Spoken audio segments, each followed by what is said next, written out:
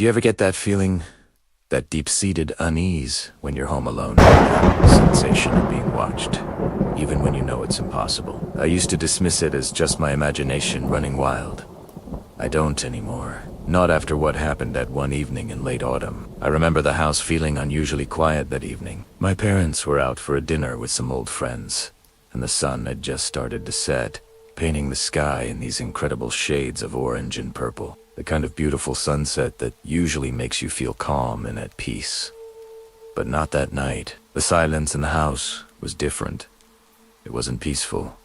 It was heavy, suffocating. It felt like the air itself was holding its breath, waiting for something to happen. I was in my bedroom, trying to distract myself with a book. The story was engaging, but my mind kept wandering. Every little creak of the old house, every rustle of leaves outside my window, sounded amplified in the stillness. I told myself I was just being jumpy because I was alone. It's normal, right? To feel a little on edge when the house is empty and night is falling. That's when I heard it. A sound so faint, I almost missed it. It was like the softest of whispers, a breath of a sound, and it sounded like my name. It seemed to come from downstairs, maybe the living room. My heart did a little flutter in my chest. I paused, holding my breath, straining my ears to listen. Nothing. Just the quiet hum of the refrigerator from the kitchen. I shook my head, a small, nervous laugh escaping my lips. I must have imagined it. It had to be the wind. Or maybe a character's name from the book I was reading just echoed in my head. I went back to my book, forcing my eyes to focus on the words, trying to lose myself in the fictional world again. But the unease didn't go away. It coiled in my stomach, a cold knot of dread. And then I heard it again. This time, there was no mistaking it. It was my name spoken in a hushed, raspy whisper. It was clearer, and it was closer. It sounded like it was coming from the bottom of the staircase, just outside the living room. My blood ran cold. Every hair on my arm stood on end. This wasn't the wind.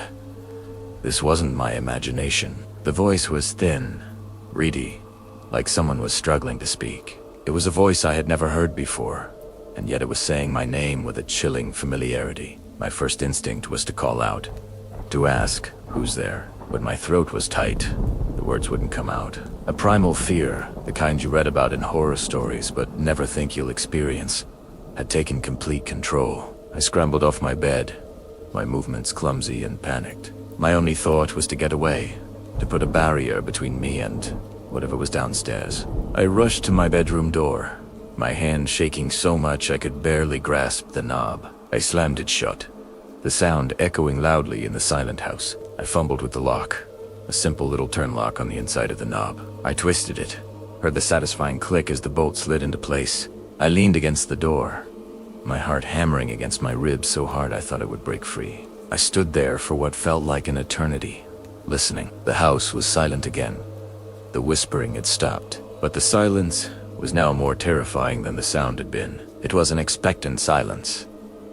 Was it waiting for me to make a move? Was it still there, just on the other side of the door, listening to my frantic heartbeat? I backed away from the door slowly, my eyes locked on it as if I expected it to burst open at any moment. I retreated to the farthest corner of my room, curling up on the floor between my bed and the wall, pulling my knees to my chest.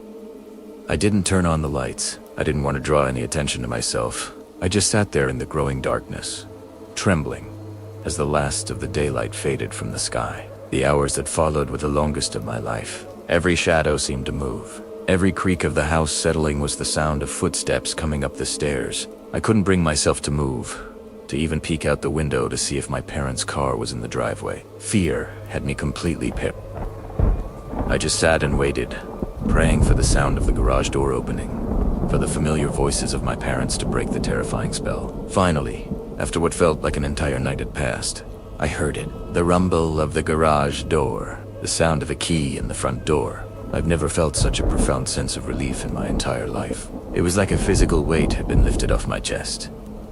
I heard my mom call my name, her voice warm and normal. I practically fell out of my room, stumbling down the stairs. They looked at me, surprised by my panicked state. My face was pale, my eyes wide. "What's wrong? You look like you've seen a ghost," my dad said, chuckling. I tried to explain what happened, my voice shaking as I recounted the whispering, the feeling of not being alone, locking myself in my room. They listened, their expressions shifting from amusement to concern, but I could tell they didn't really believe me. They exchanged a look, the kind parents give when they think their kid is being overly dramatic. My mom put her arm around me. Honey, you were probably just tired. You have a big imagination. You will know that. The house makes funny noises. My dad nodded in agreement. You probably just spooked yourself. They tried to reassure me, but their words felt hollow. They hadn't been there. They hadn't heard it.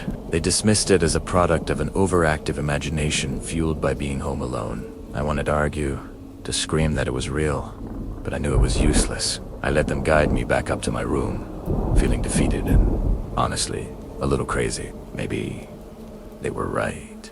Maybe I had just worked myself into a panic over nothing. They said goodnight, and I remember my dad checking the lock on my door. See, locked up tight, he said, trying to be reassuring. I watched him twist the lock back and forth before closing the door. I was exhausted, emotionally and physically drained. Despite the lingering fear, I fell into a deep, dreamless sleep almost immediately. The next morning, I woke up to the sun streaming through my window. For a moment, everything felt normal. The fear from the night before seemed like a distant nightmare. I stretched, yawned, and then I rolled over to get out of bed. And that's when I saw it. My bedroom door was ajar. It was open just a crack, a sliver of hallway visible. I froze. A cold, sickening dread washed over me, even more intense than what I'd felt the night before. I know for a fact, I locked it. I twisted that lock myself. My dad had even checked it. There is absolutely no way that door should have been open. My parents wouldn't have come in. They would have knocked. And they certainly wouldn't have left the door open. I never heard the whispering again. But I've never forgotten it, and I've never felt truly alone in that house since. Sometimes, late at night, I still think about that raspy voice, and I think about my bedroom door, unlocked and slightly ajar. I don't know what it was, or what it wanted. All I know is that it was in my house, and it was able to open a locked door. Thank you for listening to my story. If you have any similar experiences, I'd love to hear about them in the comments. Don't forget to like and subscribe for more content. Stay safe. Stay safe.